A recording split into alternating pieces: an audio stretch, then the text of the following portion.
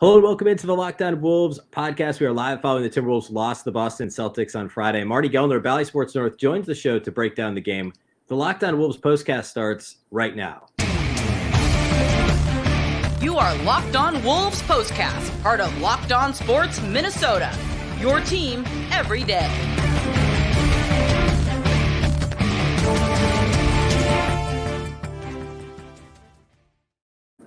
Hello and welcome to the Locked On Wolves podcast, part of the Locked On Podcast Network, your team every day. My name is Beecken. I'm the host of Locked On Wolves. Marney Gellner joins me to break down the Timberwolves loss to the Celtics. And Marney, this was a disappointing loss. The Wolves played one of the best teams in the league. Yes, they lost 5 of 6, but Boston's a really good team. And they played them basically even through almost 3.5 quarters. And then things just kind of fell apart there in the fourth quarter. Things fell apart, and Jaylen Brown got in an absolute groove. It was incredible to watch him. He had 23 points in the fourth quarter, and the Wolves had no answer. And Boston was running and scoring points off turnovers. But it was Tatum and Brown for the most part that, like, at halftime, they were 10 points and 9 points and very pedestrian. And then all of a sudden it was like, okay, time to put the foot down, time to put our stamp on this game. And you can see why those two are elite in the NBA and why Boston is one of the elite teams in the NBA. Because, man, 23 points in the fourth quarter for Jaylen Brown was just incredible. Yeah, and I talked about on Friday's episode of Locked On Wolves, kind of previewing the matchup, that, like, hey, this really is, two guys and then a bunch of role players. It really is Jason Tatum and Jaylen Brown, and offensively, at least for them. And neither one of them was, like, at least from deep, ultra efficient in this game. I mean, you look at the box score; they combined to shoot 4 of 19 from deep, but they did a lot of damage. They got to the line a bunch in this game. We'll talk about that. But they hit a couple big threes late as the Celtics were kind of extending their lead. This was just like, for the Wolves, I mean, I thought they did a pretty good job defensively for the most part for most of the game.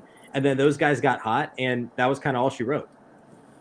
Yeah, and neither one of them hit a three in the first half, Tatum or Brown. They were 0 for 7 or 8 combined in the first half. And it just was sort of like they spent the game trying to figure out when to make their explosion or something. Or like, I'm going to take a minute to read this defense and just get a good sense of what you all are doing. And then we're just going to hit you with the left, right.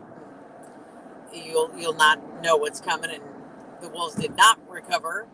And it was over in, I would say, a heartbeat, but it was a little longer than that. But it just, when it tilted completely to the Celtics side, and it never straightened out again for the Timberwolves. It was momentum that the Wolves could not overcome. And the Celtics, man, that is still a class team of the East. I don't care what they had done lately, because you even mentioned that they'd struggled a little bit. Their 3 losses that they had coming into this Wolves game were to Orlando, and Indiana, all at home. I was just stunned, especially that 2-game series against Orlando, when you have a chance to make adjustments in between, and to lose twice to that team was really stunning. And maybe that's one of the reasons Boston was mad, and they were trying to light a fire, and that's kind of what happened in the fourth quarter tonight. And the Wolves just happened to be the victims of that. Wrong place, wrong time. Yeah, Boston was down, not to like rehash the last week for Boston too much, but they were down like 30 to Indiana on Wednesday, and there were boos, in their arena. And so, like, it did kind of feel like another thing I talked about on Friday's show is like, hey, the Wolves have played some teams that have been kind of going through it lately, and Boston's one of those teams who is, but the difference is that they were easily the best team in the league until about a week and a half ago, record-wise, and they're still, I think, the second best team in the league by only like a half game. So it's a good team that had fallen on some tough times, and if they decide they want to turn it up, they probably saw the Wolves as a team that they could pull away from late, and that's exactly what they did. At least in the middle part of the game, the Wolves had a lot that went well, especially offensively. I mean, Anthony Edwards and D'Angelo Russell did a really great job kind of carrying that second and third quarter. Jaden McDaniels, even the Wolves called a few plays for him where he had the ball in his hands and was making decisions. And like, it was the middle portion of the game. Again, I thought Ant and D'Lo were both very good. And then we got to the fourth quarter, and then all of a sudden it was the take turn offense that we talked a lot about earlier this season, back, November kind of time frame, where there were literally, I think it was like 4 or 5 possessions where there were 0 passes. If you go back and watch it, D'Lo operated an entire possession, shot the ball. Ant, the very next possession, the exact same thing. And each of those guys did that at least a couple of times there in the fourth quarter. And it just kind of devolved into this isolation offense because, and I think it's because everybody, we talked about this before, I think everybody wants to help the team win, right? I don't think it's like a selfish thing necessarily. It's just not the way the Wolves have been built and not the way that their offense is going to run most effectively, especially without Karl Towns. Yeah, and I think that's the key is that the Wolves offense has not run effectively that way. The difference in the Wolves offense when it started to click and hum in this month of December has been ball movement. That's pretty much been the number one reason they've gotten this thing moving and going. And Chris Finch talks about it. The statistics will show you that. But there's something about that ultra confidence that you respect in a player, and that also will drive you nuts about a player for that exact reason. And yes, we saw it from D'Angelo Russell and Anthony Edwards a little bit tonight. D'Angelo had 18 points in the first quarter. Yeah. Or first half. He had 18 at halftime, and he finished with 21. The only basket he had in the entire second half was when he tried to lob the ball to Rudy Gobert, and it just went straight through the basket. It was just a line drive pass that ended up going through the net. Had he not made that basket, though, D'Angelo Russell would have been scoreless in the second half. Yeah. Boston's got a good defense. They were playing Jason Tatum on Rudy Gobert intentionally, not because of a switch. It was just an interesting, they had something figured out, and it was causing the Wolves some problems. Let's talk about the title sponsors of tonight's postcast, and that's our friends at BetOnline. BetOnline.net is your number one source for sports betting info, stats, news, and analysis. Get the latest odds and trends for every professional and amateur league out there, from pro football to college bowl season to basketball and beyond. They've got it all at BetOnline.net. If you love sports podcasts, you can also find those at BetOnline. They're always the fastest and easiest way to get your betting info. Head to the website today or use your mobile device to learn more. BetOnline, where the game starts. Marty, you mentioned how the Celtics were defending Rudy Gobert, and we can talk about Gobert now. He only attempted 4 shots in this game. And, I mean, you go back and look at his game log, and it feels like every third or fourth game we're talking about this. Obviously, he had that 0 field goal attempt game against Miami when he hit those big free throws back about a month ago. Mm-hmm. And then since then, he's actually had 4 games, including this one, where he's attempted 5 or less field goals. Now, one of those was the one he got hurt in, I guess, so we'll call it 4. But this was just another one of those games where the opposing team knew that they could put a smaller player, obviously good defender, but a smaller player on Rudy and just kind of dare the Wolves to throw lobs. And you mentioned the D'Lo weird basket, 3-pointer there. In some ways, that was kind of a weird, I guess, symbol of what keeps happening to the Wolves, right? Is they can't throw these lobs accurately to Rudy, whether it's D'Lo or Ant or Noel or whoever it is, cannot get the ball to Rudy. And yet they try and do that, and D'Angelo Russell makes a 3-pointer instead, and it happens to be one of the guys who is playing isolation ball and getting shots up, and Rudy doesn't end up with the ball either. Now, it's not all the guard play, right? Because Rudy needs to make himself available and be active and be in the right spots too. But this was just another game where Rudy Gobert finishes with 8 and 12, and he's just kind of there. He doesn't really impact the game offensively hardly at all. Yeah, and then defensively, Boston is just not a high paint scoring team, so that would be where Rudy would thrive defensively, especially when the Wolves are playing more of a drop coverage and he's just sort of patrolling deep in the lane. And Boston is more of a 3-point shooting team. It gets so much out of their guards. It's obvious. You don't have to think about it too much to understand why the Celtics get points the way they do. So if you're not going to be significantly impacting the game on the defensive end or the offensive end, that's when it gets a little more frustrating. But the figuring out the lobs to Rudy kind of is a roller coaster too, because there are games when you're like, that's it. And they had 3 or 4 just beautiful passes, and Rudy just kind of turns and dunks, and it's perfect. And that's exactly how it should look. And just when you think the Wolves, okay, they got it. We saw it. Several passes from each of the key guys. I think we've got this. And then you have one of these games again where they can't quite figure it out. And if Rudy has a good smaller player on him like Jason Tatum tonight, I feel like you expect a person in that situation would be arms up in the air, giving me a big target, showing how to post up and I want the ball, feed me here. And that's not the player that Rudy is.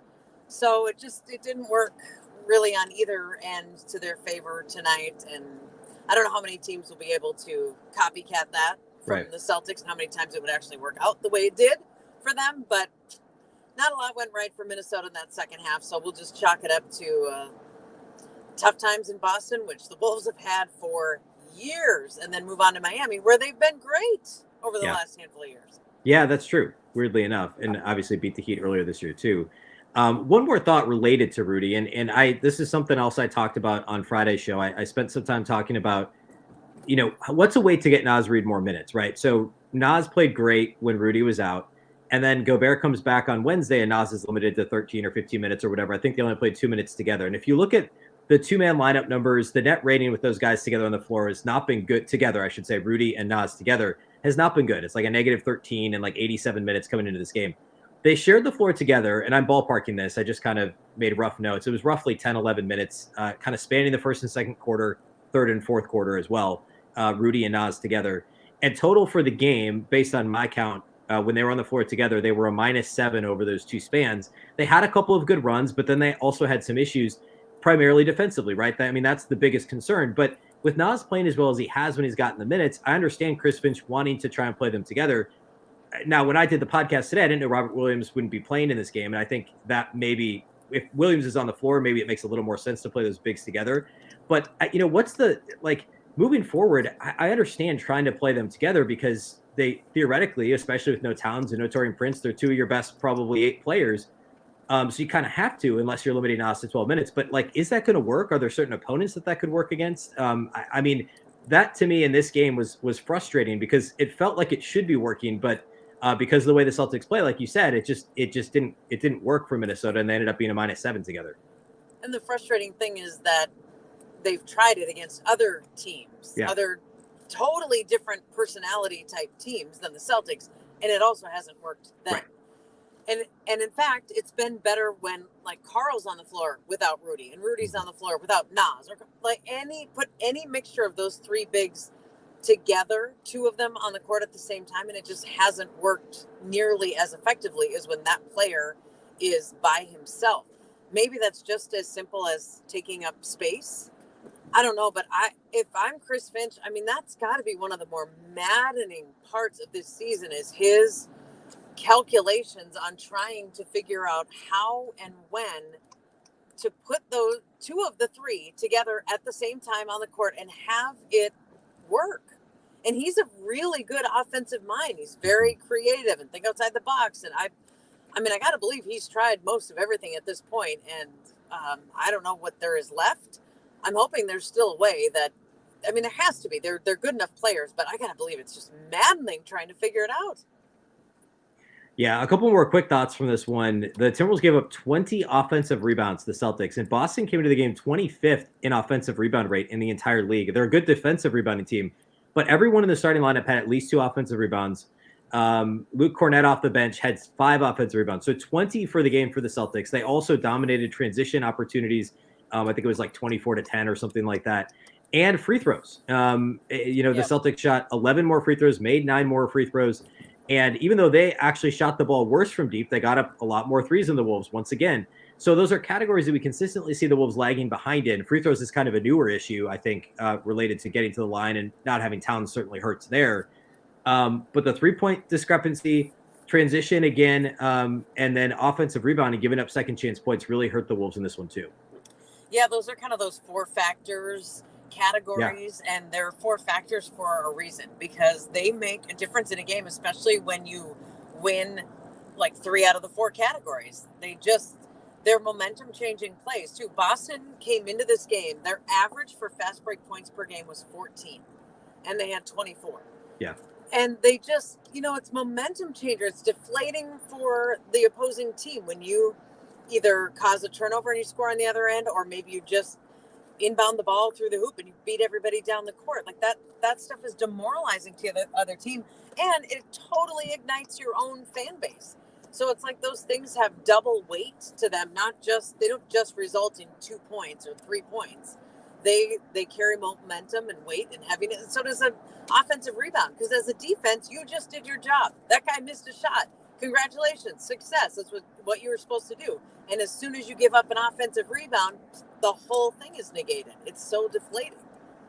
Yeah, I mean, the only way, like, this is obvious, right? But the only way that you can end a possession defensively is by a made shot from the opponent, a turnover, or securing a defensive rebound. And if you don't secure a defensive rebound, then the whole thing resets over and over and over again, right? Like, it's basketball 101. But I think sometimes defensive rebound isn't always considered part of defense. Maybe as like, I think it's absolutely part of it. It's how you end a possession. If you're not turning them over, it's the only way you're going to get the ball back, unless you're giving up points. So an area that the Celtics weren't good at coming into the game, fast break points, they were middle of the pack in terms of pace coming into this game, and they were happy to play fast against the Wolves, who were just letting them score kind of at will in transition. So you mentioned Miami. That's Monday, so they get the weekend off. Then they go to Miami, where they played well of late. They beat Miami earlier this year. I believe Jimmy Butler, actually, I saw he might have sprained an ankle or something tonight. Yeah, he was not playing in the final 3 minutes, so I wondered if something went wrong. Yeah, and Tyrese Halliburton hit a 3 at the buzzer to win it for Indiana. That team is rolling all of a sudden. And Miami's another one of those teams. They've been playing better until the last. They'd won 4 in a row or 5 or 6 or something like that recently, and they're now a game below 500 again. But that's another team that, similar to the Wolves, similar to Dallas, who we saw recently, that were expected to be much better than they have been. And a team the Wolves beat. They didn't have Jimmy Butler when they beat them earlier this year, but. They go to Miami Monday, and then at New Orleans, who's been fantastic, and at Milwaukee, one of the league's, actually I think does have the league's best record right now, next Friday. So kind of a murderer's row of road opponents before coming back home for New Year's Eve.